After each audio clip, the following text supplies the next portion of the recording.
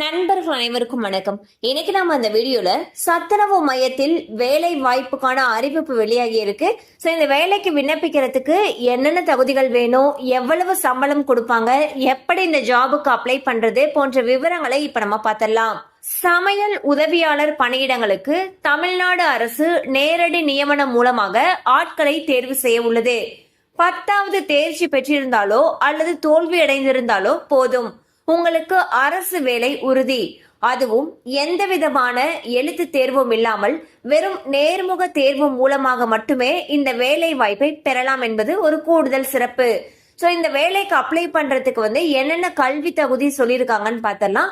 இதுக்கு 10வது பாஸ் பண்ணியிருந்தாலும் சரி, ஃபெயில் ஆகி இருந்தாலும் சரி, அவங்க விண்ணப்பிக்கிறதுக்கு தகுதியானவர்கள்னு சொல்லியிருக்காங்க. முக்கியமா தமிழ்ல நல்லா பேச எழுத தெரிஞ்சிருக்கிறவங்க இந்த ஜாபுக்கு விண்ணப்பிக்கலாம்னு சொல்லியிருக்காங்க. அடுத்து வயது வரம்பை பொறுத்த வரைக்கும் பொது பிரிவினர் மற்றும் தாழ்த்தப்பட்டோருக்கு 21 வயசுல இருந்து 40 வயசுக்கு உட்பட்டவங்க அப்ளை பண்ணலாம்னு சொல்லியிருக்காங்க.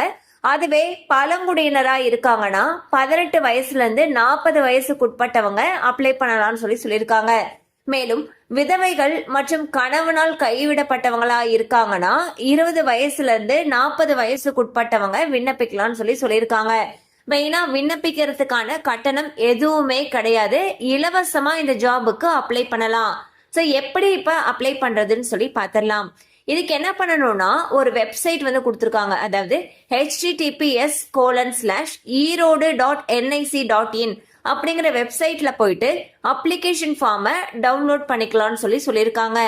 அண்ட் விண்ணப்பிக்கிறதுக்கு 11 ஏப்ரல் 2025 இருந்து விண்ணப்பிக்கிறதுக்கு ஸ்டார்ட் பண்ணலாம்.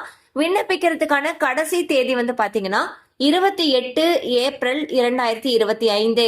அப்ளிகேஷனை பூர்த்தி செஞ்சதுக்கு அப்புறம் அது கூட சில டாக்குமெண்ட்ஸ் உடைய ஜெராக்ஸ் காப்பி அட்டாச் பண்ணணும்னு சொல்லியிருக்காங்க. சோ அது என்னென்ன டாக்குமெண்ட்ஸ்னு இப்ப நம்ம பார்த்தலாம். பள்ளி மாற்று சான்றிதழ், அதாவது உங்களுடைய டிசி அட்டாச் பண்ணணும். எஸ்எஸ்எல்சி மார்க் ஷீட், குடும்ப அட்டை, இருப்பிட சான்று, ஆதார் கார்டு, ஜாதி சான்றிதழ், விதவையாக இருக்காங்க அப்படிங்கிற பட்சத்தில் அல்லது கணவனால் கைவிடப்பட்டவங்க அப்படிங்கிற பட்சத்தில் அதற்கான சான்றிதழ் அட்டாச் பண்ணணும்னு சொல்லியிருக்காங்க. மாற்றுத்திறனாளியா இருக்காங்கன்னா அதுக்கான அடையாள அட்டை அட்டாச் பண்ண சொல்லியிருக்காங்க. சோ நம்ம சொன்ன இப்ப எல்லா டாக்குமெண்ட்ஸ் உடைய ஜெராக்ஸ் காப்பியும் அப்ளிகேஷனோட சேர்த்து நம்ம கொடுக்கணும்னு சொல்லியிருக்காங்க. எங்க கொடுக்க சொல்லியிருக்காங்கன்னா உங்க பகுதியில் இருக்கக்கூடிய மாநகராட்சி, நகராட்சி இல்லாட்டி ஊராட்சி ஒன்றிய அலுவலகத்துல நேரடியாக கொண்டு போய் கொடுக்கலாம்னு சொல்லியிருக்காங்க. இந்த அறிவிப்பானது ஈரோடு மாவட்டத்துல அறிவிக்கப்பட்டிருக்கு. கண்டிப்பா அந்த அப்டேட் உங்களுக்கு பயனுள்ளதா இருந்திருக்கும் நம்புறோம். மேலும் இது போல அப்டேட்ஸ் உங்களை உடனே ரீச் ஆகணும்னு நினைச்சீங்கன்னா நம்ம சேனலோட தொடர்ந்து இணைந்திருங்க.